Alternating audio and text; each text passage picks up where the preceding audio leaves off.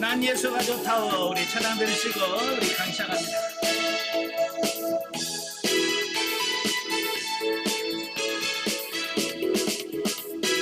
많은 사람들 참된 진리를 모른 채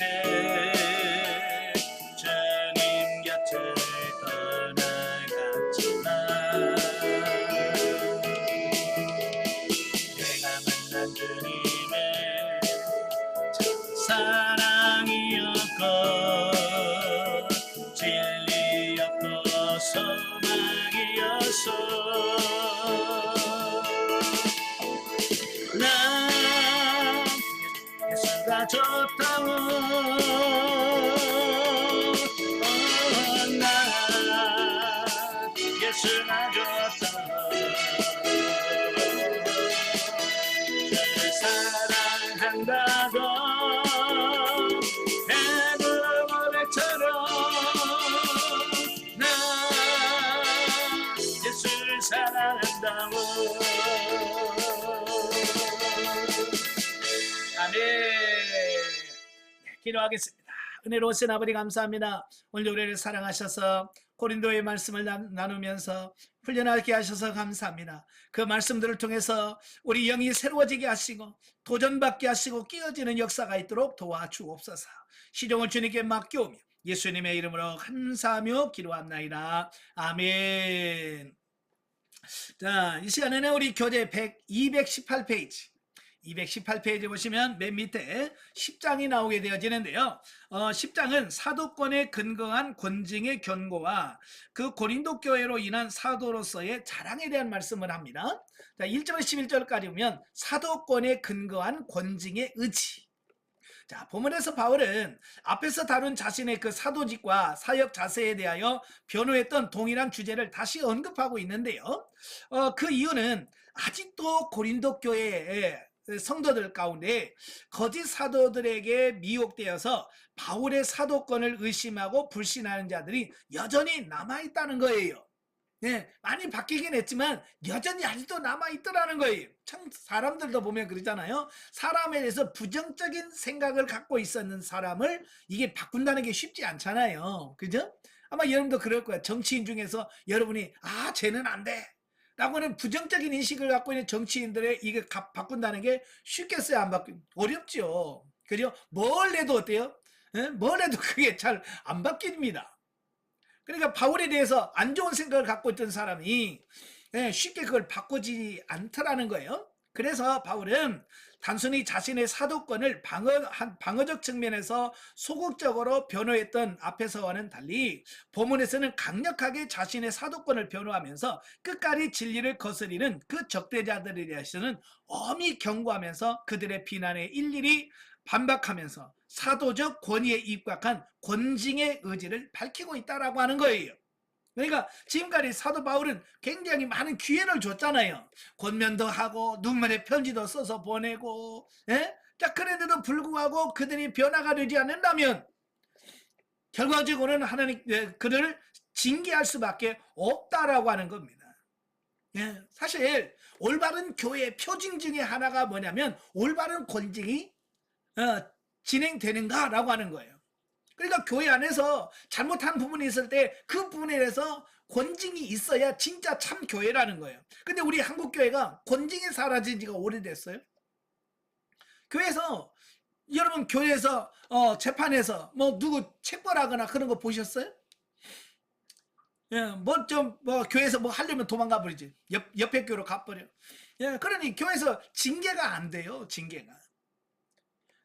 자, 그래서 이 징계라고 하는 부분은 하나님의 나라를 세우는 아주 중요한 부분이다라고 보면 되겠어요.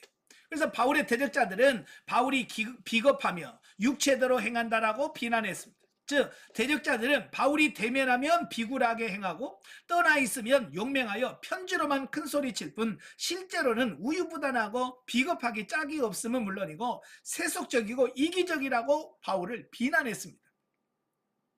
그래서 바울은 자신의 그 우유부단하고 비겁해 보이는 것이 그리스도의 온유와 관용을 본받아 가급적 인내하고 용서하려는 자세를 지닌 것일 뿐 결코 용기가 없어서가 아님을 밝히고, 그의 싸우는 싸움 역시 육체적인 것이 아닌 영적인 것임을 밝혀서 대적자들의 비난을 일축하고 있다라고 하는 겁니다. 그러니까 그렇게 비난을 뭘 해도 사도 바울이 그냥 조용히 대면하면 말을 안 해. 근데 편지로는 강력하게 말한단 말이에요. 그러니까 무슨 생각을 하냐면 바울은 비겁하다. 예? 그래서 앞에서는 아무 말도 못하고 떠나갈 거는 편지로 큰 소리 뻥뻥 친다 라고 비난합니다. 근데 사도 바울은 그게 아니라 나는 너희들이 회개하기를 내가 오래 참고 기다리고 인내하고 참았을 뿐이다 라고 표현하는 겁니다. 근데 사람들은요 참 그래요. 성질 안 내고 오래 참으면 바본 줄 알아. 그죠? 세상에서는 그래. 아마 여러분들 직장 생활 하시는 분들은 직장에서 뭘 해도 큰 소리 안 치고요. 이렇게 뭐 진짜 섬기고요. 그러면 바본 줄 알아. 그냥 믿는 사람들이 몇 번 하다가 보자 하니까 누구를 보자기로 하나? 그러면서 그냥 욱 하고 나온단 말이에요. 그죠? 처음에는 잘하다가 어느 한계를 못 넘어가. 그걸 넘어가야 되는데 사실은 우리가 세상에 대해서 바보가 돼야 돼. 여기서 바보라는 것은 그냥 속임수를 당하라는 얘기가 아니라 정말로 내 권리나 이런 걸 추구하지 않고 정말로 내 자신을 쳐서 복종시키고 나는 없고 섬길 수 있는 어떤 이런 상태가 되어야 된다고 말이에요. 근데 오늘날 교인들이 바보가 되려고 그래요? 안 되려고 그래? 여기서 여러분 나 지금 바보 되고 싶은 사람 손 들어봐요. 아무도 없잖아. 아무도 바보 될 생각을 안 해. 똑똑하다는 말 들으려고 그래. 그러니까 정말 예수 그리스도의 삶이 안 나오는 거야. 예수 그리스도의 삶이 뭐야? 바보 되는 삶이에요. 내 권리 추구하지 않는 거예요. 내 권리 안 찾는 거예요. 그저 희생하고 헌신하고 베풀고 이게 진짜 하나님이 원하시는 삶이거든요. 그건 세상에서 세상 사람의 눈으로 보면 바보예요. 바보. 우리 여러분 바보가 되길 바래요. 아시겠죠? 예, 바보가 되어야 하나님이 기뻐하시는 삶을 살 수 있어요. 사실 바울이 온유와 관용으로 고린도 교인들에 대한 용기가 없어서가 아니라 그들을 지극히 사랑하여 범죄한 자들이 모두 회개하기를 기다린 까닭이었다. 그러나 때가 되면 복종치 않은 자에 대한 징계할 것을 계획하고 있다. 예, 이건 뭐요? 참고 하는 것도 한계가 있다는 거예요. 그래서 바울도 이번에 내가 가기 전까지 기회 주겠다. 내가 다시 갔는데도 불구하고 이거 회개하지 않고 돌이키지 않으면 거기서 이제 내가 사도로서 권위로서 징계하겠다라고 마지막 경고를 하고 있다라고 하는 거예요. 자, 12절부터 18절까지 보면 고린도 교회로 인한 바울의 자랑입니다.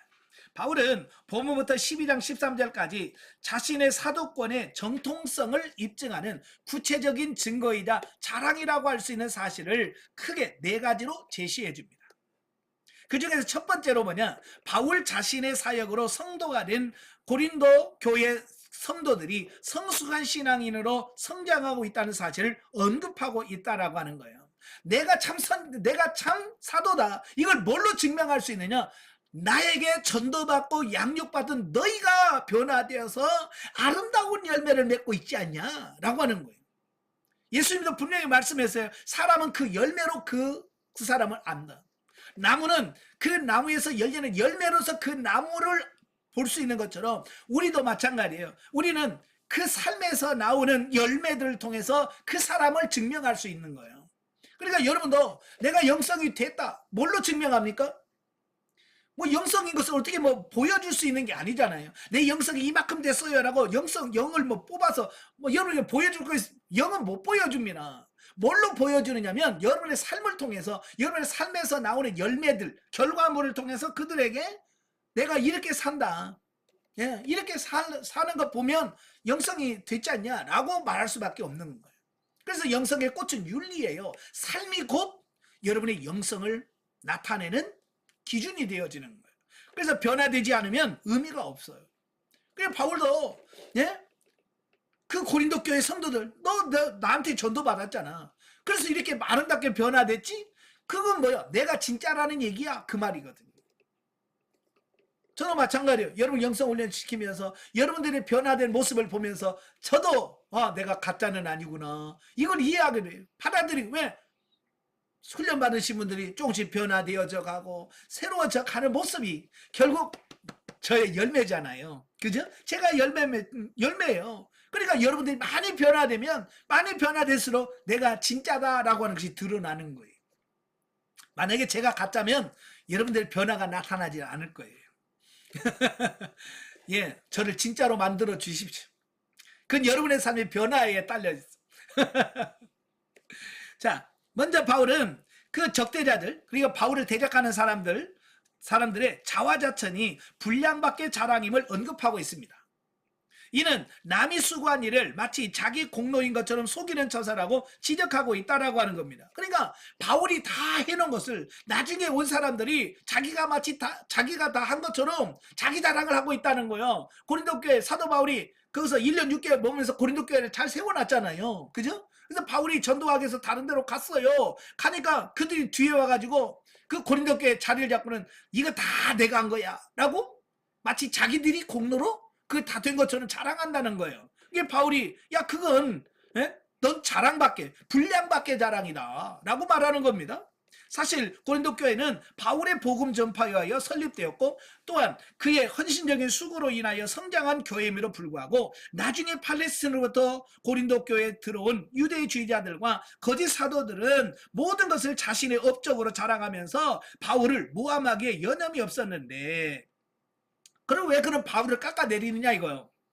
그 이유는 고린도 교회의 실권을 자신들이 장악하기 위해서였다라고 하는 겁니다. 예. 그러니까 지금도 그렇잖아요. 지금 정치권을 보면 자기가 정치권에 들어가서 뭔가 자리를 잡으려면 예전에 있는 사람 다 깎아내잖아요. 그죠? 전 정권에 있던 사람 다 쳐내고 자기 사람 심고 그러잖아요. 이게 보통 육신적인 사람들이 하는 일인데 그 거짓 선지자는 똑같다고 말이에요. 사도 바울 때 같이 성장했고 막 변화되는 사람들 다 쳐내버리는 거예요. 그리고 자기 사람들 심어놓고 그러는 거죠. 그들은 바울을 가리켜서 이중적이고 세속적이고 이기적이라고 비난을 퍼부었습니다. 그러면서 자신들이야말로 그와 같은 속성을 가진 자들이었던 것이다라고 하는 겁니다. 바울을 향해서 세속적이다, 이기적이다, 막 이렇게 비난을 퍼부었는데요. 사실은 그게 뭐예요? 자기들 모습이잖아요. 그죠? 바울은요, 절대 다른 사람 깎아내리지 않습니다. 자기가 어찌 보면 제일 수고하고 고생하면서 세웠던 교회가 고린도 교회잖아요. 그러니까 나중에 아볼로가 왔을 때 아볼로파가 생길 만큼 아볼로가 강력한 영향력을 끼쳤어요. 그러면 다른 사람 같으면 어떻게 하겠어요? 내가 다 해놓은 데 와서 숟가락 하나 얹은 거야 라고 아볼로 깎아내릴 수도 있잖아요. 근데 바울은 3장에 보세요. 그런 말 해요 안 해요? 안 해요. 나는 심었고 아볼로는 물을 주었으되 자라게 하신 이는 하나님이시다. 절대 바울은요 깎아내리지 않아요. 자기의 역할 또 아볼로의 역할을 인정해 주는 거예요. 여러분도 절대로 누구 깎아내릴 생각하지 마세요. 다른 사람의 이루어 놓은 일들은 인정해 줄 수 있는 어떤 이런 삶이 되셔야 됩니다. 아시겠죠? 우리 말이 그런 말 있잖아요. 뭐 개 눈에는 뭐밖에 안 보인다고요. 자기 눈에 그렇게 보인다는 것은 뭐냐면 자기가 어떤 사람인가를 나타내는 겁니다. 그래서 다른 사람들을 깎아내리려고 하지 말아요. 그래서 제가 훈련 과정하면서 뭐라고 그랬어요? 상대방은 나의 거울이다. 그러니까 상대방을 통해서 나를 발견할 수 있어야 돼. 내 모습을 볼 수 있어야 돼. 그러니까 이런 거예요. 고집 센 사람은요 교회 가서 누구만 보이냐면 고집 센 사람만 보여. 왜? 자기가 고집 세거든요. 혈기 있는 사람은요 교회에서 혈기 있는 사람만 보여요. 왜? 자기가 그렇거든요. 그래서 여러분도 상대방을 보면서 내가 저런 모습이구나 라고 자기 자신을 발견하고 깨우치는 여러분들이 되셔야 돼요.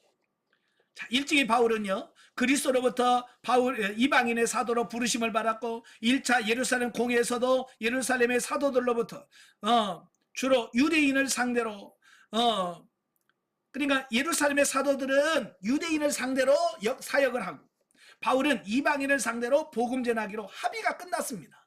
그죠? 갈라디아서 2장 9절에 보면 효과적인 복음 전파를 위해서 이렇게 역할을 나눴을 뿐이라 그 말이에요. 자, 우리나라도 마찬가지예요. 우리나라도 그 초기에 그 기독교가 우리나라 들어왔을 때 서로 막 그냥 이렇게 하면 서로 부딪히니까 그 선교사님들끼리 지역을 정했습니다. 예. 그래서 지금도 보면 지역을 보면 그 통합책이 많고 어느 지역은 감리교가 많고 이렇게 있잖아요. 그죠? 저 충청도하고 저 강원도 강화도 그쪽 경기도 그쪽에는 감리교가 강하거든요. 왜냐하면 처음에 우리나라에서 그 감리교에서 그 지역을 맡았기 때문에 그래요. 그래서 남장로교, 북장로교가 맡은데 이렇게 보면 장로교가 이쪽으로 많고 이렇게 하는 역할이에요. 마찬가지로 바울과 그 사도들이 역할을 좀 나눈 거예요. 그래서 예루살렘의 사도들은 유대인들을 중심으로 사역을 하고 사도 바울은 이방인을 중심으로 사역을 하자고 이미 역할을 나눴어요. 그래서 그 사역대로 한 것뿐이거든요. 자, 이러한 원칙에 따라서 바울은 복음을 들고 고린도에까지 가게 되었고 결국 고린도 교회를 개척한 것이다. 따라서 고린도 교회는 분명코 바울의 고유의 영역이고 그의 자랑거리였다. 왜? 자기가 세웠으니까. 물론 바울은 이러한 자랑은 거짓 사도들과 같이 자기 행위에 대한 자랑이 아니라 오로지 그리스도 안에서 이루어진 자신의 사역의 결과에 대한 감사의 표시이자 고린도 교회를 와해하려고 하는 거짓 사도들의 교만된 자랑을 폭로하기 위한 방편이었다라고 하는 겁니다. 예, 그래요. 바울이 그런 자랑을 할 수 있는 것은 뭐냐면 내가 이런 사람이야가 아니라 하나님께서 나를 통해서 이렇게 사역하셨어라고 하는 하나님을 높이기 위한 자랑이었거든요. 근데 이 거짓 사도들은 그게 아니라 자기를 드러내는 거잖아요. 그죠? 저도 강의를 하면서 자꾸 제 이야기를 많이 하잖아요.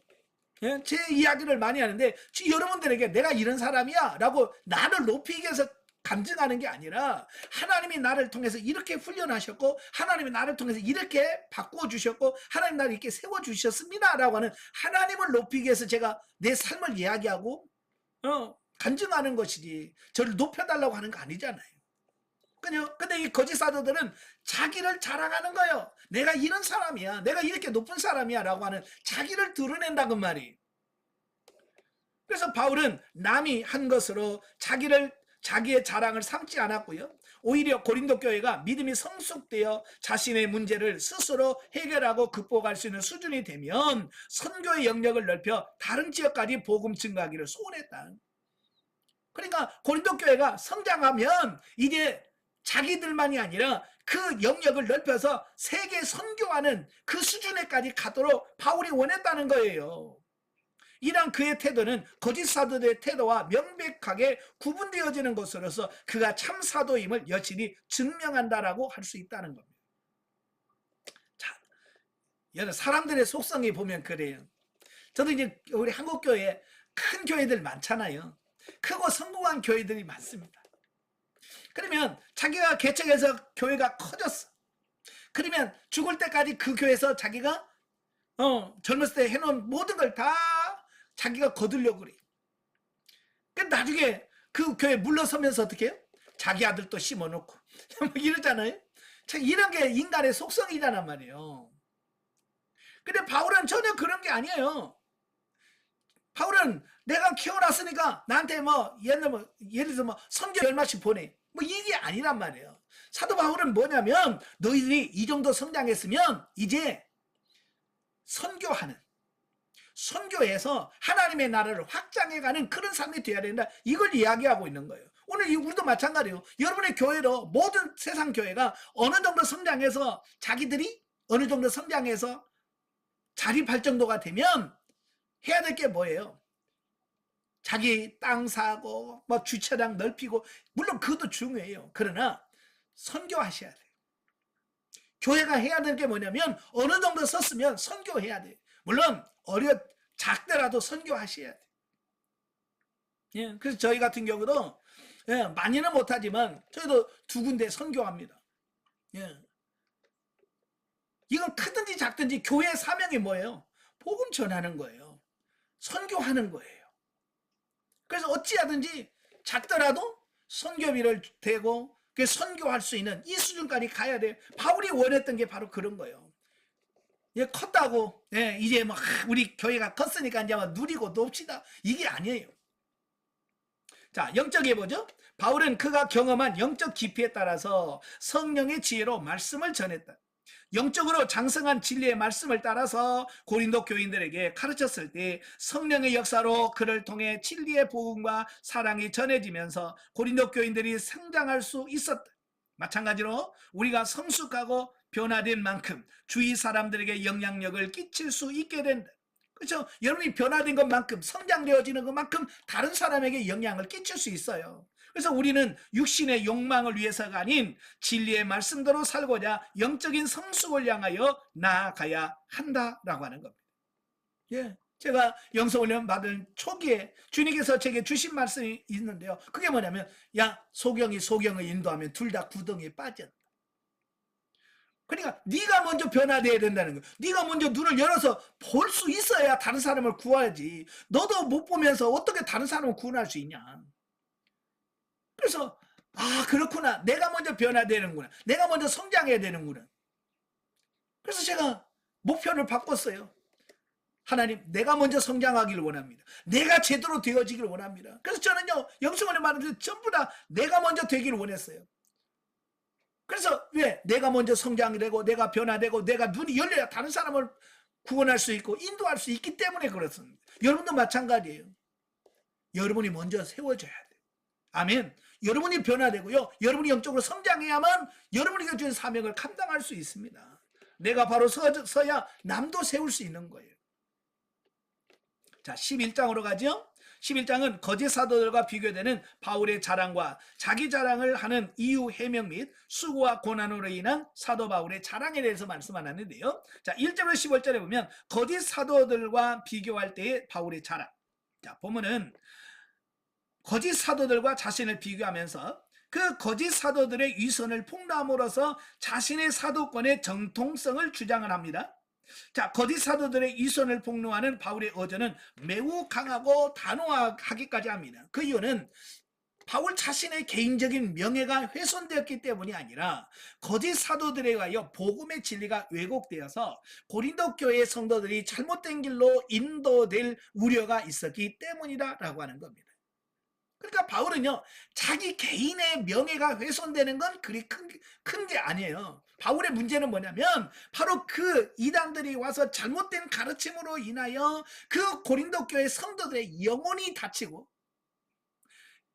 영혼이 구원받지 못하는 바로 그런 부분에 일이 닥칠까봐 그것 때문에 바울이 지금 큰 소리 내는 거거든요. 그죠? 이단들이 들으면 그들이 뭐합니까? 예, 사람의 영혼을 사랑하잖아요. 영혼을 죽입니다. 바로 그것 때문에 바울이 지금 이렇게 흥분해야 하면서 강력하게 주장하는 거예요. 진정한 사도는 복음 전파와 교회 유익을 위해서라면 끝까지 사랑과 인내의 자세를 잃지 않지만 복음의 진리를 왜곡시키고 교회를 혼란으로 몰아넣는 자들에 대해서는 지극히 단호하게 대처해야 된다라고 하는 겁니다. 그래요. 저도 어지간하면 저도 성질 안 냅니다. 그러나 이단들에게는 제가 화냅니다. 이 교회도 가끔 이 신천지가 와요. 그러면 저는 아예 그냥 진짜 강하게 밀어붙입니다. 여러분에게 대하는 것 같고 전혀 달라요. 네. 왜냐하면 그 사람들은 영혼을 파괴시키는 자들이기 때문에 그래요. 그러나 술 먹고 온 사람 저는요 참 잘해줍니다. 술 먹고 온 사람들 진짜 부드럽게 잘해줍니다. 왜? 그 사람은 술 안 먹었지 영혼을 죽이지는 않아요. 그러나 이단들은 술은 안 먹었지만 영혼을 파괴시켜. 그래서 제가 이단에 대해서는 진짜 강력하게 이야기를 하는 거예요. 자, 이런 맥락에서 바울은 본문을 통해서 거짓 사도들의 위선을 폭로하기 위해서 자신과 그들과 몇 가지 다른 점을 비교해 봅니다. 비교하면서 설명을 하죠. 첫째로 바울 자신은 고린도 교회 성도들을 예수 그리스도께로 인도하기 위해서 열심을 내어 중매자의 역할을 하였으나 거짓 사도들은 마치 에덴 동산에서 뱀이 하와를 미혹한 것처럼 고린도 교회 성도들로 하여금 예수 그리스도로부터 떠나도록 만들기 위하여 애쓴다는 겁니다. 예, 역할이 다르다는 거예요. 바울은 중매자로서 어떻게 하면 하나님과 이 성도들을 묶어져서 좋은 관계를 맺도록 하는 게 이게 바울의 목표였고요. 이게 사명이었어요. 그러니까 좋은 목회는 뭐냐? 성도들을 성장해서 하나님과 연결시켜주는, 하나님과 연결시켜주는 요거예요. 근데 이 이단들이나 이 잘못된 사람들은 뭐냐면 마치 하나님과 잘 살고 있는 아담과 하와를 이간질 시켜가지고 하나님께서 먹지 말라고 하는 선악과를 따먹게 함으로 그 영혼을 파괴시키는 거, 이게 거짓 선지자들이 하는 행위다 말이에요. 예, 바로 거기서 바울이 지금 그걸 강력하게 주장하고 있다라고 하는 것을 보게 됩니다. 예, 그래서 우리는 신앙생활할 때 예수 그리스도가 주인 되고 하나님이 우리의 왕이 되도록 우리가 해야 되는데, 저 이단들은 뭐냐면 자기가 예수님의 자리에 올라가고 심지어 자기들이 하나님의 위치에 올라가요. 그래서 하나님을 섬기라고 하는 것이라 뭐래요? 자기 섬겨달라고. 나를 높여줘, 나를 섬겨줘. 그래서 이단들은 가다 보면 뭐가 돼? 그들이 어느 사이에 교주가 돼 있고 그들이 어느새 하나님의 자리에 앉아있는 그런 모습을 보잖아요. 우리가 이 이단들에 대해서 분명하게 우리가 분별할 수 있는 능력이 있어야 됩니다. 둘째로는 뭐냐? 바울 자신은 비록 언변이 부족할지라도 영적인 지식에 있어서는 누구보다도 뛰어나나 거짓 사도들은 온갖 미사오구를 통하여 웅변술에 능통하였음에도 불구하고 정작 영적인 진리에 대해서는 무지하다는 겁니다. 예, 그러니까 바울은 자기는 언변이 부족하다는 걸 인정합니다. 근데 거짓 선지자들은요, 말은 기가 막히게 잘하는 거예요. 웅변수를 통해서 말은 잘해가지고 사람들의 마음을 쏙 하게 되어지는데 그 영혼을 죽인다 그 말이에요. 정말 사람을 변화시키는 게 뭡니까? 말입니까? 영성입니까? 예, 진짜 중요한 영성이잖아요. 근데 오늘날도 많은 분들이 이 말을 잘하는데 미혹이 돼요. 그래서 목회자들도 그래요. 그분이 얼마나 영성이 있나라고 하는 것을 보지 않고 얼마나 설교를 잘하나, 얼마나 말을 잘하나 가지고 그 목사님은 훌륭한 목사님, 좋은 목사님이라고 평가할 때가 많거든요. 여러분, 진짜보다 가짜들이 더 말을 잘합니다. 그러니까 말 잘하는 거 가지고 평가할 수 없다라고 하는 겁니다. 여러분, 가짜가 더 말이 많아요. 자, 보세요. 시골에 가면 진짜 참기름을 파는 진짜들은요, 그냥 참기름 가게 이렇게 써놔. 근데 가짜 기름을 파는 사람들은요, 진짜 참기름 가게. 이건 진짜 참기름 이렇게. 아니, 그냥 참기름은 참기름이지 진짜 참기름 어디 있고요? 진짜 어디 있어요? 그러니까 가짜일수록 그 가짜를 감추려고 하다 보니까 포장을 해야 되고 또 강조를 해야 되고. 왜? 사람들이 가짜라는 걸 알면 안 되니까. 그러니까 가짜일수록 자꾸 진짜라고 강조를 많이 해요. 근데 진짜는요, 말 안 해 진짜거든요. 그러니까 명품 같은 건요, 광고 잘 안 해요. 광고 잘 안 해도요, 명품은 다 알아봐요. 가짜들은 선전을 많이 하잖아요. 그죠?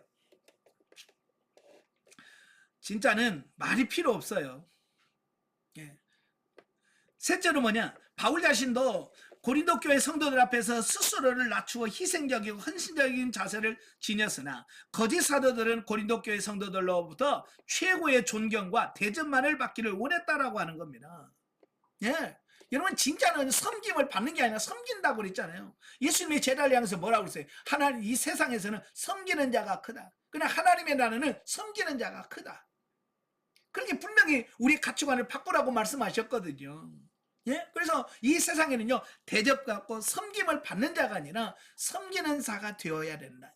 그래서 바울은 그들을 섬겼잖아요. 근데 이단들은 뭐예요? 자꾸 거기서 섬김을 받는다라고 하는 거예요.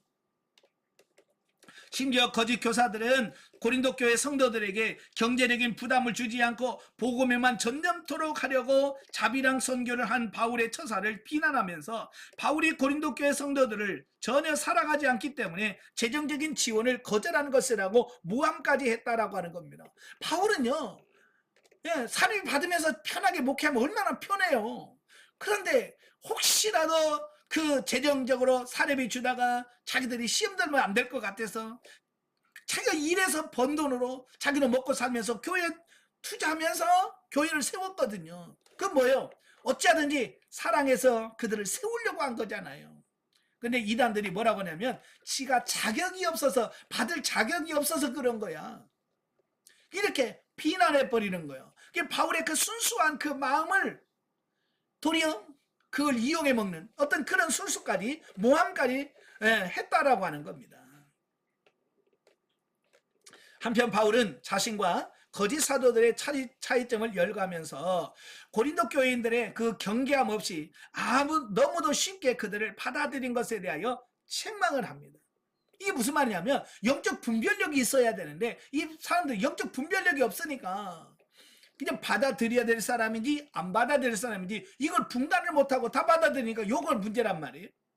그리고 바울은 복음 진리를 왜곡하려고 하는 거짓 사도들의 어떠한 책동에도 불구하고 자신이 전하는 복음의 길에는 거칠 것이 없음을 확신 있게 선포한 함은 물론이고, 진리를 왜곡하는 거짓 사도들이 바로 괴율의 역군이며 사단의 일꾼이란 사실을 분명하게 밝힘으로써 광명한 천사로 가장하는 사단과 마찬가지로 스스로를 그리스도의 사도 혹은 의의 일꾼으로 가장하지만 실상은 세상적인 명예와 재물을 탐하는 자들에 불과한 자임을 폭로하고 있다라고 하는 겁니다.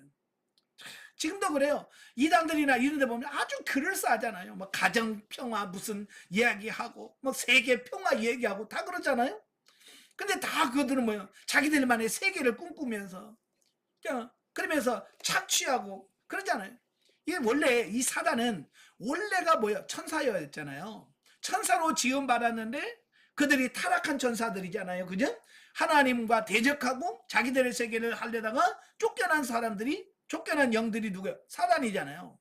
그러다 보니까 원래가 그들이 하나님으로부터 천사로 지음받았기 때문에 사람들에게 자기들의 모습을 천사처럼 포장해서 가장해서 온단 말이에요. 그러면 사람들이 겉모습만 보면 다 속아 넘어갈 수밖에 없어요. 뭐 사단이 올 때 뭐 이마에다가 사단 써갖고 옵니까? 아니요. 정말로 여기 말하기로 광명한 천사의 모습으로 온단 말이에요. 뭐 사기치는 사람이 나 사기꾼하고 옵니까? 도와주겠다고. 그러면서 접근하잖아요. 참 요즘에도 겉으로만 보기 좋고 그렇지 않은 사람이 너무 많잖아요. 가끔 뉴스에 나오잖아요. 그죠? 뭐 장애인 돌보는 무슨 센터 한다고 하면서 장애인들 모아놓고 그들이 받는 수당들 다 자기가 찾고 가고 자기가 다 챙기면서 장애인들 막 일시키고 그래서 그 다 노동력 착취하고 이래가지고 나온 사람 많잖아요. 제가 아는 목사님도 인천에서 장애인 단체를 꾸몄어요. 그래서 밖에서는 자기가 선한 일을 한다고 장애인을 돕는 막 일을 한다고 그래가지고 막 후원 받아 교회에 들어가서 후원 좀 해달라고 해서 돈 다 해가지고 자기가 다 챙기고요. 자기는 벤츠 타고 다녀. 그러면서 그 안에 있는 그 장애인들은 정말 뭐 여러 가지 인형들 눈 붙이고 막 그래가지고 그 돈 벌잖아요. 그러면 또 그것도 다 찾고 가고. 자, 그거 안 돼요. 그렇게 하면 안 된다고요. 아시겠죠? 겉으로만 그럴싸하면 안 돼요. 진짜 천사가 되어야지 광명한 천사처럼 가장하면 안 되는 거예요.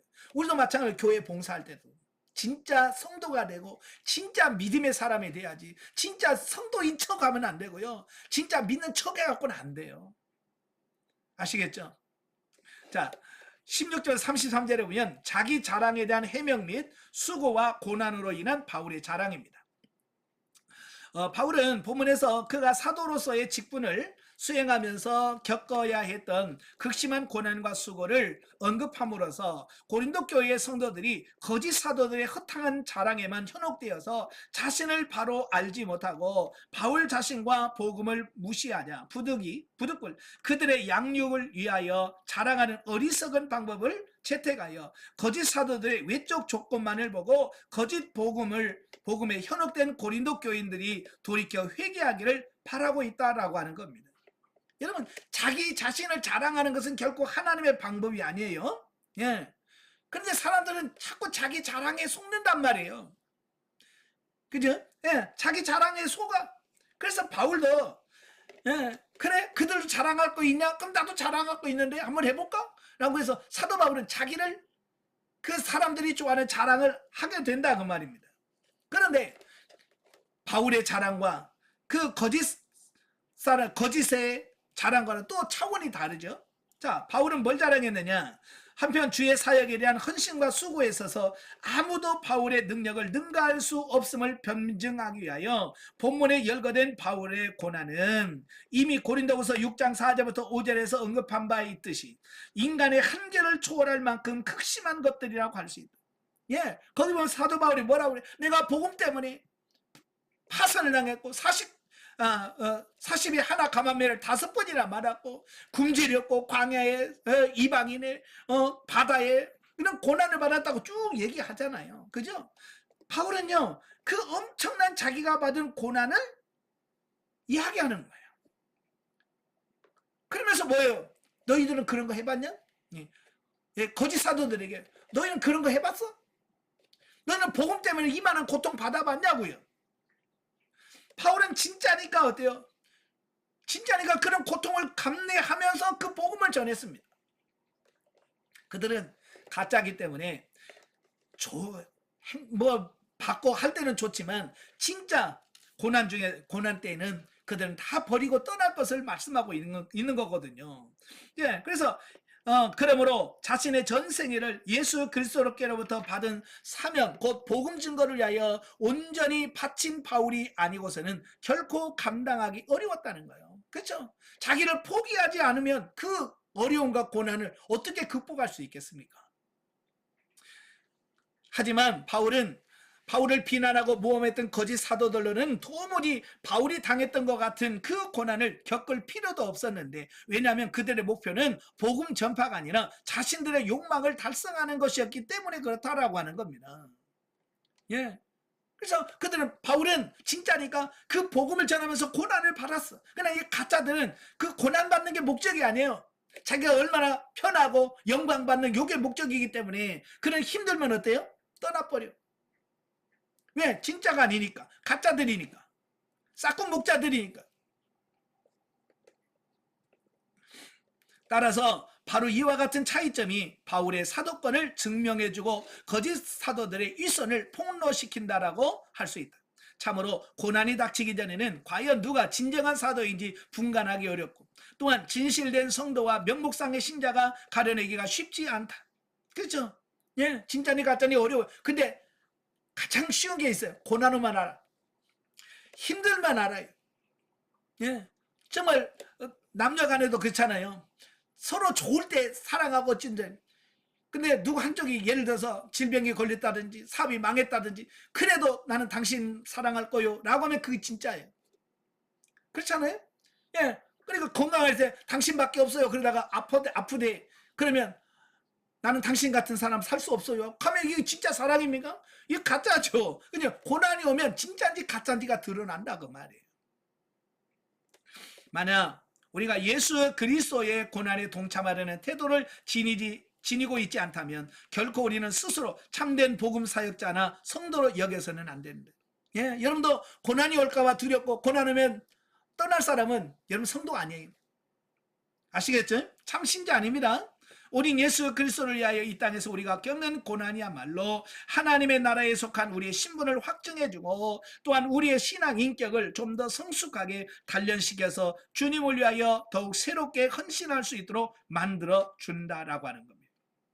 그래서 하나님은 고난이라고 하는 과정을 우리에게 주셔서 그 고난을 통해서 우리를 만들어 가시고 우리를 세워 가시는 거예요. 그래서 여러분도 여러분에게 주신 고난을 잘 극복하고 그 고난을 통해서 여러분을 세워 가시는 여러분 되시길 바랍니다. 영적이 보겠습니다. 당시 고린도 교인들은요, 지혜로운 자처럼 행했지만 바울의 영적인 복음보다는 유대의 율법주의와 헬라의 영지주의 사상에 물들어 있었던 거짓 교사들의 잘못된 복음을 기꺼이 받아들였다라고 하는 겁니다. 그래서 당시 고린도 교회 성들이 이 영분별 은사가 없다 보니까 분별을 못하니까 잘못된 가르침에 속아 넘어가게 되어지는 거예요. 예, 오늘날 우리에게도 진리의 말씀보다는 육신의 이익을 주는 소리에 귀를 기울이고 보여지고 나타나는 현상에 치우치는 성향이 있는지 살펴보고 진리의 말씀으로 자기를 다듬어야 할 것이다 라고 하는 겁니다. 그래서 우리가 겉으로 드러나는 피상적인 것에 속으시면 안 돼요. 예, 좋은 교회가 어떤 교회냐? 크고 화려하게 웅장하게 지은 교회가 진짜 좋은 교회냐? 이건 피상적인 거예요. 그러니까 진짜 그 안에 영성이 살아있고 하나님을 왕으로 모시고 주님을 정말 주님으로 모시고 성령님과 동행하는 그런 교회가 진짜 교회지, 피상적인 교회는 교회가 아닌 거예요. 자, 12장으로 갑니다. 자, 12장은 신비 체험으로 인한 자랑과 사도권 변호 종결이라는 말씀이고 및 세 번째 고린도 교회 방문 계획을 발표하는 내용이 나와요. 자, 1절부터 10절까지면 신비 체험으로 인한 바울의 자랑. 자, 바울은 자신의 사도권의 정통성을 입증하기 위해서 자신이 겪은 신비한 체험을 소개하고 있는데요. 그 바울이 이처럼 그의 신비 체험을 언급하는 것은 단순히 인간적인 자랑을 하기 위함이 아니라 하나님의 능력과 계시의 이대성을 드러냄으로써 자신들의 외적 조건을 내세우며 바울의 사도권을 부인하는 거짓 사도들에게 대항하여 자신의 사도권의 진실함을 확고히 하고 거짓 교사들에게 미혹되어서 외적 조건으로만 자신의 판단한 고린도 교인들을 영적으로 각성시키기 위해서 그랬다라고 하는 겁니다. 예, 그러니까 하도 이 잘못된 거짓 교사들이 와가지고 자기는 무슨 학교 출신이고 누구 추천을 받았고 무슨 체험을 했고 막 이런 걸 자랑을 많이 하는 거예요. 예, 사실 신학 뭐 이런 걸로 보면 바울은 내세울 게 없었어요. 사실은, 그죠? 예수님을 따라다닌 적도 없고요. 그죠? 요즘으로 말하면 뭐 신학교 졸업장도 없습니다. 그러니까 그런 부분을 통해서 바울은 어떤 내세울 만한 어떤 이런 게 없었어요. 자, 그럼에도 불구하고 바울은요, 하나님께서 선택한 사도였고요. 예수님이 직접 부른 사도였거든요. 예. 그러면서 하도 자기 자랑을 하니까 사도 바울이 결국에는 뭘 말하냐면 이걸 자기가 하나님을 나라를 천국을 갔다 오는 사실을 말씀을 하는 거예요. 예. 야, 나는 셋째 하늘에 갔다 온 사람이야. 그 얘기예요. 자, 여기서 이제 셋째 하늘이라고 하는 말은 셋째 하늘은 이제 이스라엘 사람들의 그 하늘에 대한 개념이 우리하고 좀 달라요. 예. 그게 뭐냐면, 자, 우리는 보통 이제 하늘 그러면 그냥 하늘인가 보다라고 생각하죠.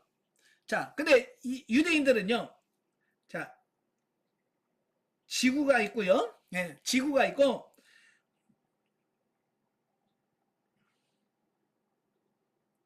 하늘이 이렇게 3층으로 돼 있다라고 생각을 했어요.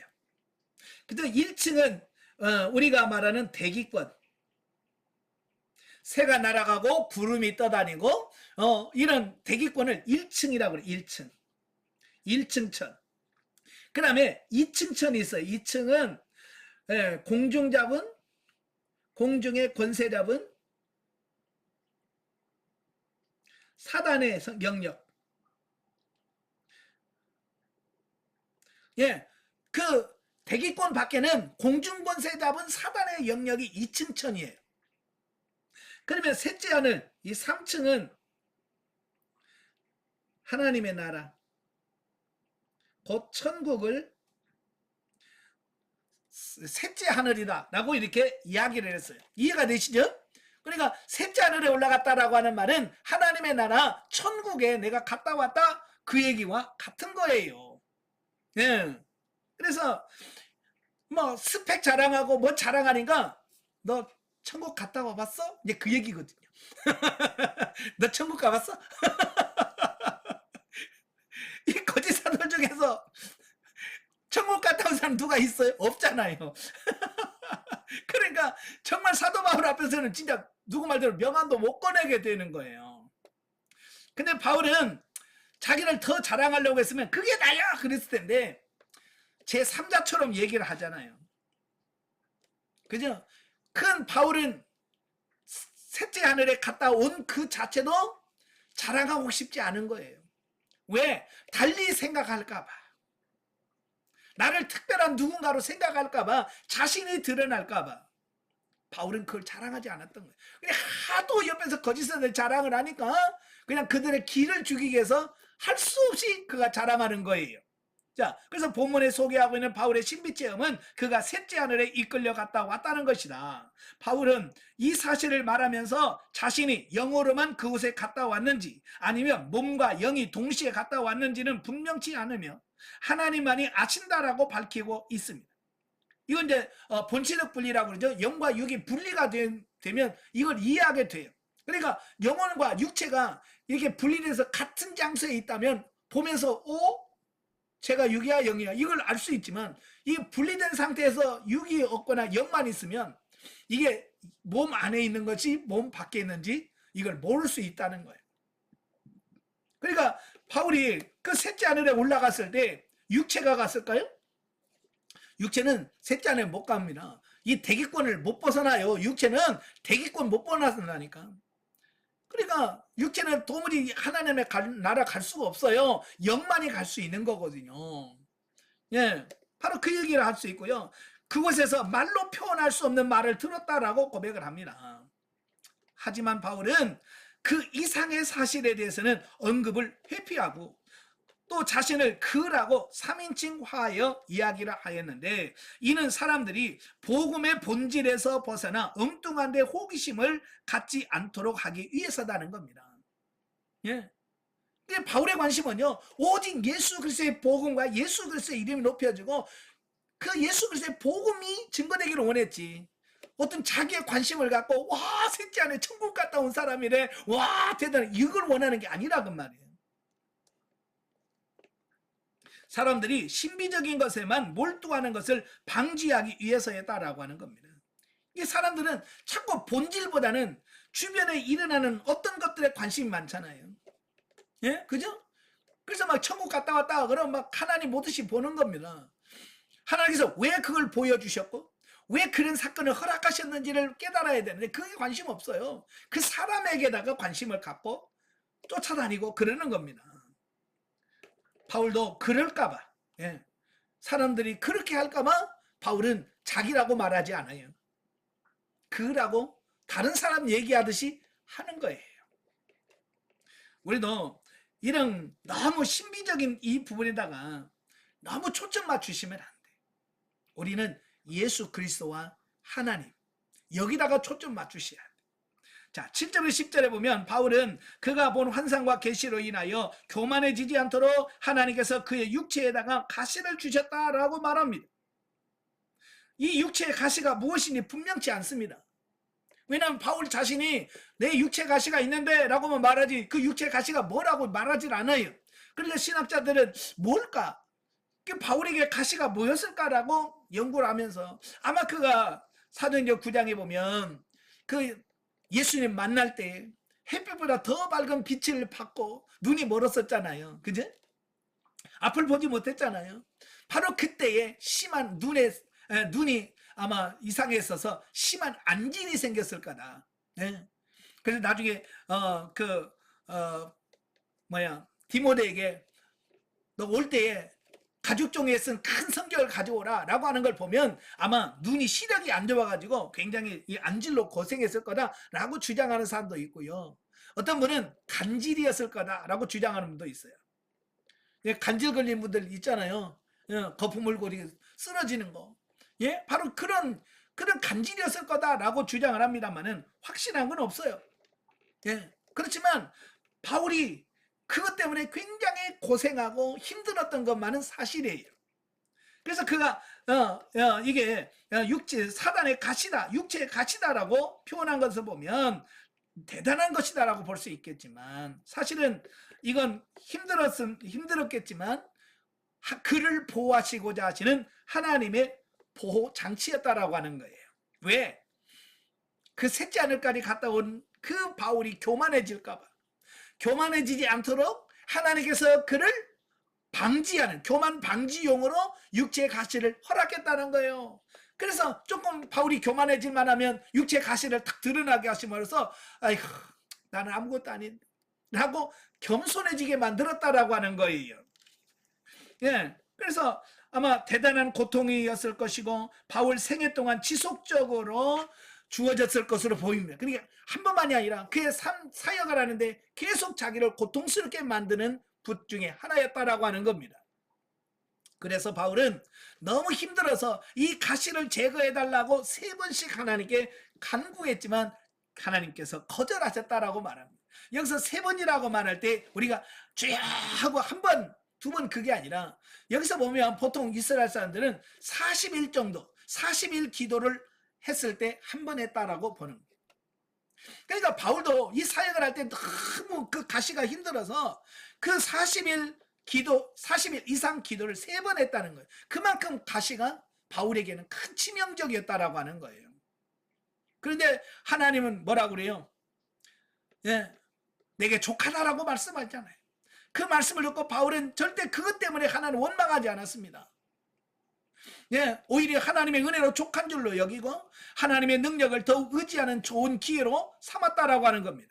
바울은 자신의 약함을 인하여 그리스도의 능력이 자신에게 계속 머무르는 것을 깨닫고 감사했고 오직 예수 그리스도를 위하여 모든 고난을 기쁘게 받아들였다라고 하는 겁니다.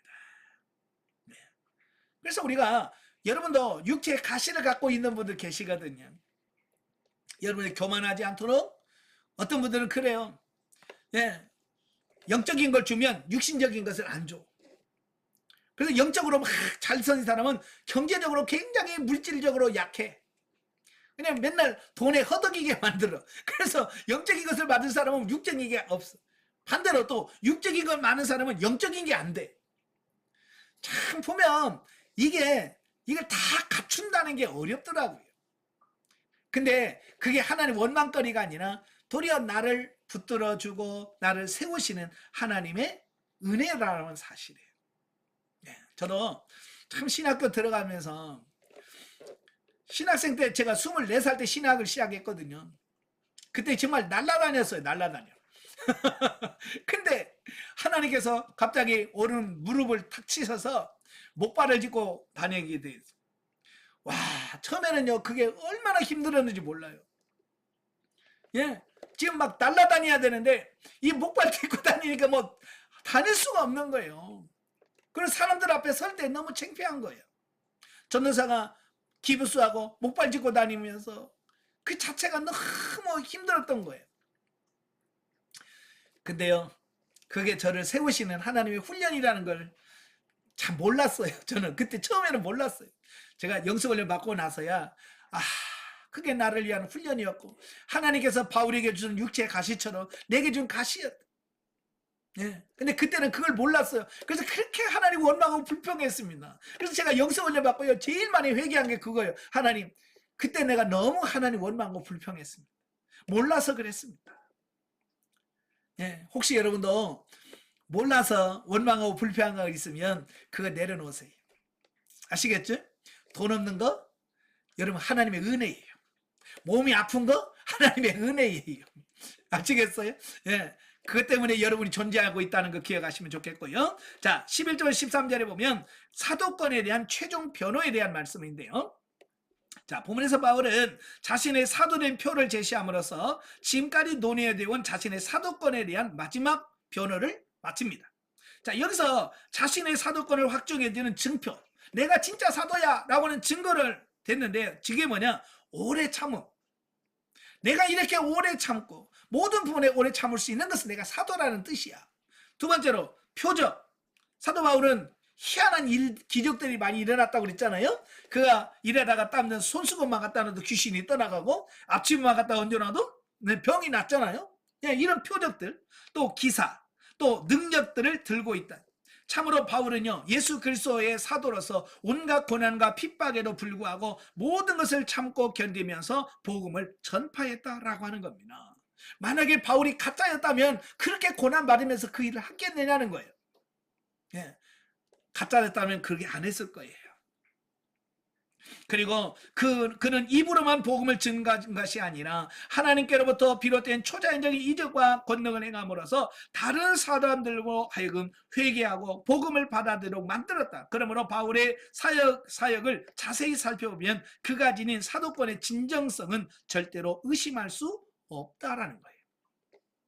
자, 한편 본문에서 바울은 사도권 변호를 위하여 어쩔 수 없이 자랑한 것조차 어리석게 여기고 있고요. 고린도 교회의 도움을 받지 않은 것도 공평해서 어긋난다 하여 용서를 구하고 있습니다. 그러니까 바울은 고린도 교회를 세우려고 내가 너희 교회에서 내가 사립이 받지 않냐고, 내가 열심히 일해서 내가 목회를 했다는, 다른 데서는 받았는데 너희는 안 받았다. 그것마저도 뭐예요? 용서해달라. 그것도 용서해달라고 이렇게 요청하는 모습을 보게 돼요. 그러니까 바울은 자기 입장에서가 아니라 상대방의 입장에서 생각하고 용서를 구하는 그 모습을 보게 되죠.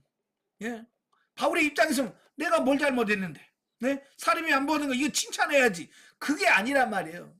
바울은 그 상황 속에서도 혹시라도 내가 너희들한테 사립이 받지 않은 것 때문에 속상했다면 내가 용서해달라, 그것마저도 용서해달라고 그들에게 거기까지 용서를 구하는 이 모습을 보면서 정말 바울은 이런 대단한 신앙을 가지고 있었구나라고 하는 것을 알게 됩니다.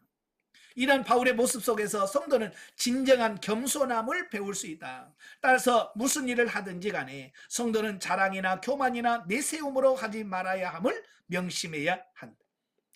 절대 여러분 나를 높이지 말고 예수 그리스도와 하나님을 높이는 여러분 되시길 바랍니다. 자, 14절부터 21절까지 보면 바울의 제3차 고린도 방문 계획에 대한 발표를 하는데요.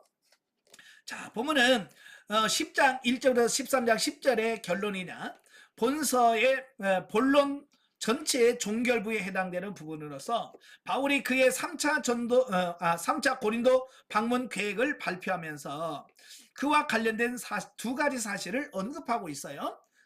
먼저 바울은 마게도냐에서 그의 세 번째 고린도 방문 계획을 밝히면서 비록 자신이 그곳에 가더라도 예전과 마찬가지로 고린도 교인들에게 재정적 부담을 주지 않기 위하여 계속적으로 자비랑 선교할 것을 선언하고 있습니다. 내가 너희 처음에 개척할 때도 내가 너희에게 사례비 안 받았듯이 내가 이번에 가도 사례비 안 받을 거야 라는 말이. 자, 바울이 그의 자비랑 전도 원칙을 끝까지 고수하겠다고 선언한 것은 그에 대한 거짓 사도들의 비난을 의식했기 때문이다.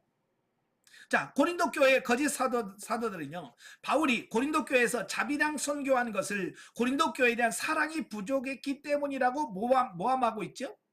그렇다고 해서 바울이 또 재정적인 도움을 받는다면 그들은 또 바울을 자기 욕심 채우며 자기 유익을 위하여 복음 사역을 이용한다라고 비난했을 것이 분명하다. 자, 그런 거예요. 이 사람들은 받으면 받았다고 그러고 안 받으면 안 받았다고 비난하거든요. 그러니까 예수님 때도 그렇잖아요. 세례 요한은 안 먹었어요. 포도주나 이런 거 안 먹고요. 메뚜기와 석청을 먹으면서 그가 금욕적인 생활을 하면서 사역을 했어요. 그러니까 사람들이 뭐라고 그랬어요? 귀신 들렸다고 그랬어요. 어떻게 저렇게 사람이 안 먹고 살 수 있냐? 좀 틀림없이 귀신 들렸을 거다. 근데 예수님은 포도주도 마시고요, 다 먹었어요. 그러니까 뭐라고 그래? 저 먹기를 탐하고 술을 좋아하는 술 주정뿐이고 그렇게 예수님 매도하는 거예요. 그럼 어쩌란 말이? 먹어도 먹는다고 욕하고 안 먹으면 또 안 먹는다고 욕하고. 사람들은 항상 그렇습니다. 그러니까 기준을 그 사람에게 맞추면 의미가 없어지는 거예요. 그죠?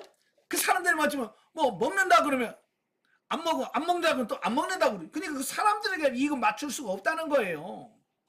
우리도 마찬가지예요. 이 사람들에게다가 비유를 맞추지 말라는 거예요. 때로는 내 신념을 고수할 필요도 있다라고 하는 거예요. 네, 예.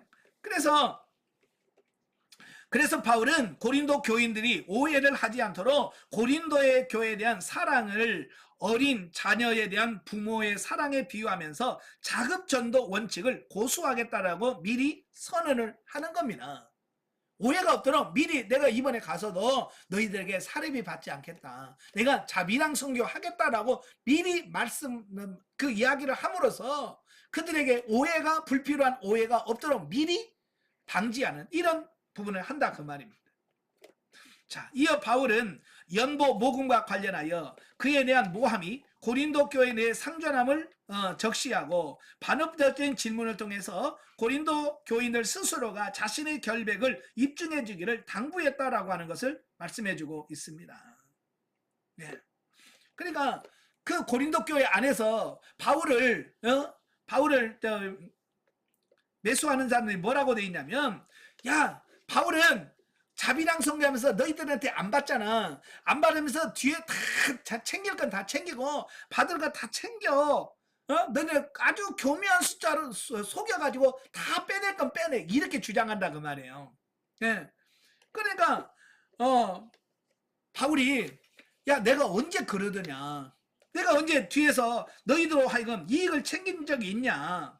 예? 내가 디도를 권하고 함께 형제를 보내었으니 디도가 너의 이익을 취하더냐, 우리가 동일한 성령으로 행하지 아니하더냐, 동일한 보조로 하지 않느냐라고 하는 질문을 통해서 나도 그렇고 내가 보낸 디도 역시도 나와 똑같이 그들에게 사례를 요구하지 않냐고 뭔가를 바라지 않고 순수한 마음으로 복음을 전했다. 이걸 말씀하고 있는 거예요. 다음으로 바울은 이제까지 고린도 교인들에게 그의 사도권과 사역 자세에 대하여 변호하면서 때때로 경고의 말을 한 목적에 대하여 언급하면서 자신이 세 번째로 고린도를 방문했을 때는 때에 목도하게 될 그의 상황에 대하여 염려하는 자신의 심령을 토합니다. 사실 바울이 변증의 목적은 결코 자신의 실추된 이순이나 명예를 회복하기 위함이 아니라 고린도 교인들의 신앙을 회복하고 복음을 위하여 굳게 세움으로써 궁극적으로 교회의 덫이 아니라 덕입니다. 교회의 덕을 세우기 위함이다라는 겁니다. 그러니까 고린도 교회는 바울의 소위 준엄한 편지, 두 번째 보낸 그 눈물의 편지를 받아본 이후로 많은 교인들이 회개하고 바른 신앙을 가졌으나 여전히 일부의 사람들, 거짓 사도들에게 미혹되어서 그를 비난하며 복음을 무시하고 불의 가운데 행하고 있었다. 따라서 바울은 당장에 고린도를 방문한다면 부득불 그러한 자를 징계할 수밖에 없고, 그렇게 되면 교회 상황은 더욱 악화될 것이었다. 그러한 상황을 바울이 결코 원하는 것이 아니었다. 그래서 바울은 그의 사도로서 진실성을 변호하면서 그의 전한 복음이 진리임을 고린도 교인들로 하여금 깨닫게 함으로써 그들이 돌이켜서 회개하도록 하기 위해서 이 편지를 썼다라고 하는 겁니다. 그러니까 바울은 어찌하든지 그들이 변화되고 회복되어서 그들의 영혼이 다치지 않고 다 구원에 이를 수 있도록 원하는 그 마음이 담겨져 있는 거예요. 예수님은 뭐냐, 온 세상을 주고도 바꿀 수 없는 게 사람의 생명이다. 한 영혼이 천하보다도 귀하다. 예수님 직접 말씀하셨잖아요. 그 영혼의 소중함이에요. 그러니까 어찌하든지 바울은 영혼이 다치지 않도록 힘썼다라고 하는 겁니다. 여러분도 마찬가지예요. 교회에서 봉사하거나 뭘 할 때도 나로 인하여 다른 사람의 영혼이 다치는 일이 없으세요. 아시겠죠? 예. 다른 사람의 생명이 다치는 일이 없도록 주의하셔야 돼요. 자, 영적이에 봅니다. 어떤 성도들은 은혜를 체험하면 모든 일이 형통할 것이라고 생각을 합니다. 그러나 하나님은 사도 바울에게 사단의 가시를 허락하셔서 그를 온전하게 하셨던 것처럼 우리를 진리로 온전케 세우기 위하여 우리에게 연약함을 허락하고 삶 속에서 하나님의 큰 능력을 나타내지 않기도 하신다라고 하는 겁니다. 참 우리 사람들은요, 이 기복신앙이 어느 사이인가 우리 뇌리 속에 아예 그냥 쇠뇌가 됐다고 할까요? 이 뇌 속에 확 박혔어요.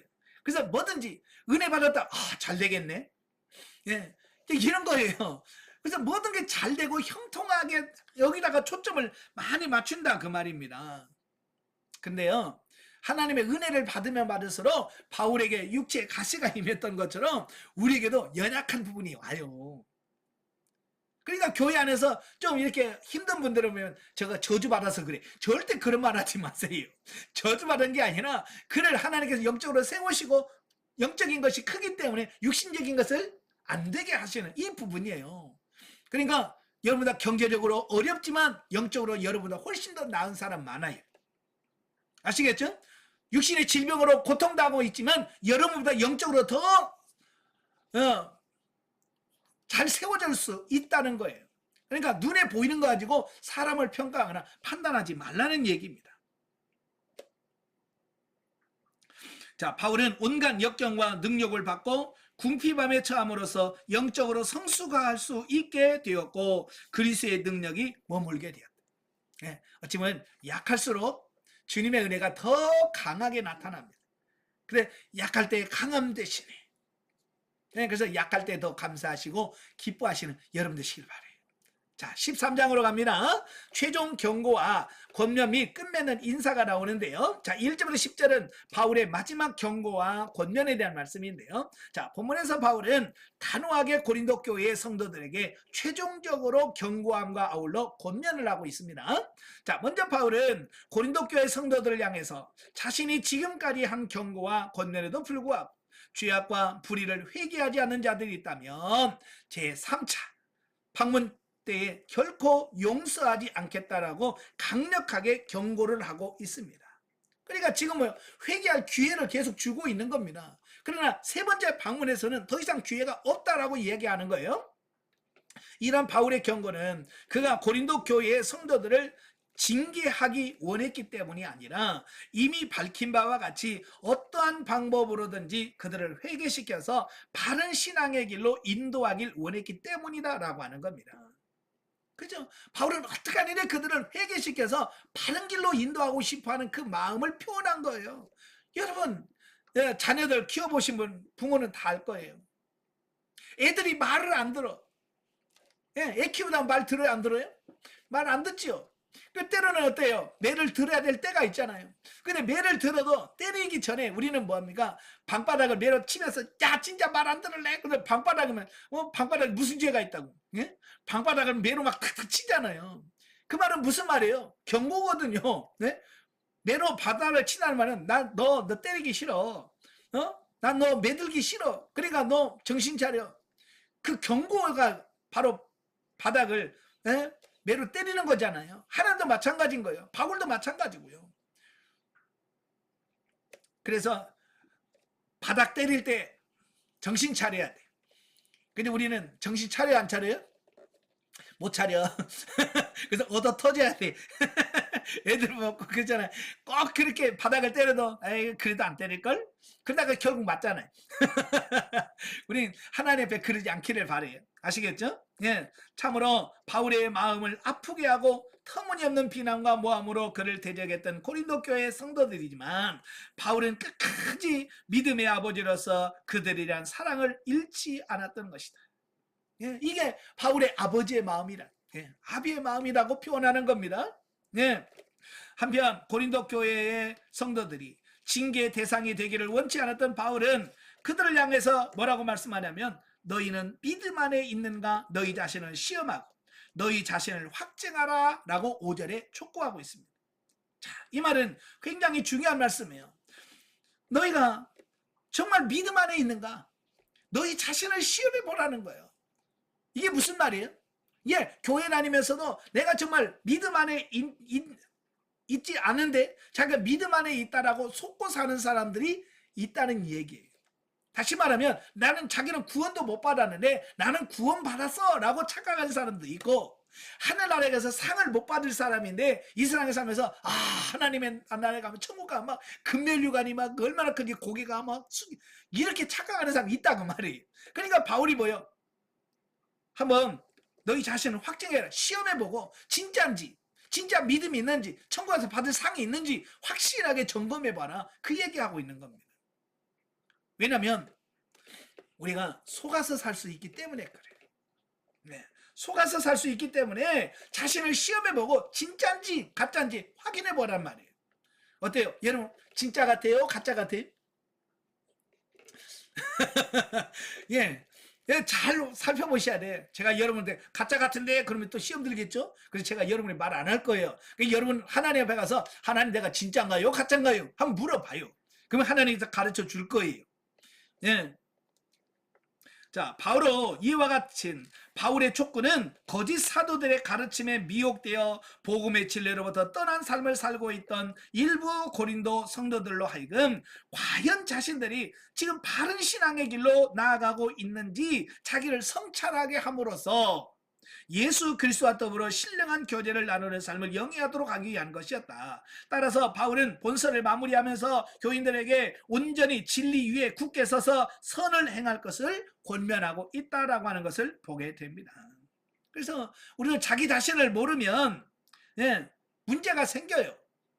자기 자신이 정말 자기 상태를 모르면. 그러니까 보통 보면 자기를 과대평가하는 사람이 있어요. 자기를 과대평가하는 사람이 있고 또 반대로 너무 자기를 과소평가하는 사람들이 있다 그 말입니다. 그래서 여러분도 자기 자신을 정확하게 제대로 영적인 눈으로 주님의 시각으로 여러분도 볼 수 있는 그런 삶이 되셔야 돼요. 아시겠죠? 바르게 자기를 알아야 바른 삶이 나올 수 있다는 거예요. 자, 고린도 교회 성도들은 바울의 사도권을 의심하거나 다른 사람들의 허물을 비난하는 일에 열심을 내기보다 먼저 자기 자신들이 믿음이 온전한 상태에 있는지를 살펴보아야 한다라고 하는 겁니다. 그러니까 우리는 다른 사람을 평가하고 다른 사람을 비난하기 전에 먼저 나부터 보라는 거예요. 나를 보면 다른 사람 비난할 게 없어요. 근데 우리는 자기는 못 보고 다른 사람 보니까 맨날 비난하면서 왜 저런 식으로 사냐, 왜 저런 식으로 목회를 하냐, 저런 식으로 왜 신앙생활 하냐 라고 한단 말이에요. 자기는 제대로 못하면서. 그래서 먼저 자기 자신을 살펴보셔야 돼요. 만약 그들이 복음의 진리를 올바로 이해하고 온전한 신앙 가운데 있었다면 결코 바울의 사도권을 의심하거나 공공연한 비난과 모함을 일삼지 않았을 것이다 라고 하는 겁니다. 그러니까 자신의 모습을 제대로 안다면 바울에 대해서 그런 비난과 이런 걸 못할 거라는 거예요. 자, 11절에 13절이면 마지막 문안 인사입니다. 마지막 문안 인사. 보면은 고린도 교회에 보내는 공식적인 두 번째 서신을 마감하면서 고린도 교회 성도들을 격려하며 마게도냐 지방에 있는 성도들의 문안 인사를 전하고 그의 전형적인 축도로 본서의 대미를 장식하고 있습니다.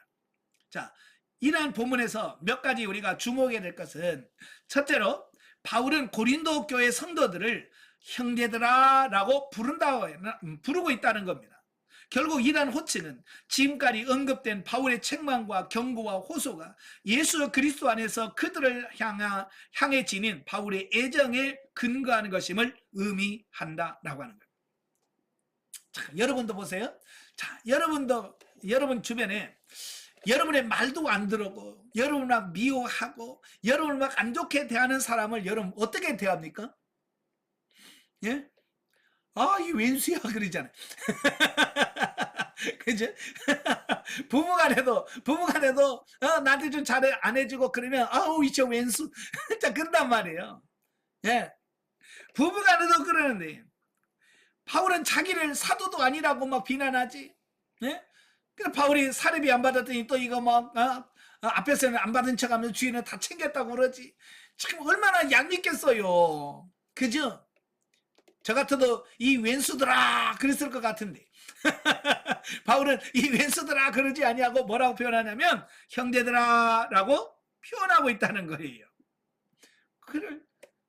그만큼 사도 바울의 마음은 넓혀졌다는 것을 의미하고 정말 사도로 오래 참음과 자, 그 마음속에 그 마음이 넓혀져 있다는 것을 알 수 있는 거잖아요. 그래서 여러분도 하나님 나도 이렇게 바울처럼 이렇게 마음이 넓혀지길 원합니다. 원수를 원수라고 부르지 않고 형제여라고 부를 수 있는 그런 넓은 마음을 나에게 주세요라고 기도하셔야 돼요. 아멘. 자, 둘째, 바울은 교회의 일치와 성도의 교제를 소망하고 있다. 즉 아무도 분열의 상처를 완전히 극복하지 못하고 있는 고린도 교회 성도들에게 마음을 같이하며 거룩하게 입맞춤으로 서로 무난하라고 함으로써 교회의 일치와 조화를 촉구하고 있다라고 하는 겁니다. 여러분, 교회에서 가장 중요한 게 뭐냐면 일치, 하나됨이에요. 하나됨. 제가 요한복음 17장을 강의하면서 말씀을 드렸을 거예요. 그 요한복음 17장은 대제사장으로 오신 예수님께서 이 땅에서 대제사장으로서 마지막 기도하는 내용이 나와요. 그래서 1절부터 5절까지 보면 하나님과 자신을 향한 기도가 나오고 6절부터 보면 제자들을 향한 기도가 나오고 그다음에는 그 제자들 이후에 있을 세계에서 계속 세상에 있을 교회를 위해서 기도합니다. 그런데요, 하나님과 자기를 위해서 기도할 때도 뭐라고 기도하냐면 하나됨에 대한 기도를 합니다. 예, 하나님과 자신이 하나 되길 위해서 기도해요. 그 다음에 제자들을 위해서 기도할 때도 뭐래요? 나와 아버지가 하나 된 것처럼 저희들도 하나 되게 하옵소서. 또 오고는 모든 교회를 위해서 기도할 때도 똑같이 기도해서 저들이 하나 되게 해주세요라고 기도합니다. 저는요, 그걸 보면서 예수님이 진짜 교회를 향하여 원하는 게 뭘까? 숫자적으로 늘어나는 거? 예, 물론 중요하겠죠. 그러나 정말 하나님이 예수님이 원하는 건 뭐냐면 하나 되는 거예요. 하나 되는.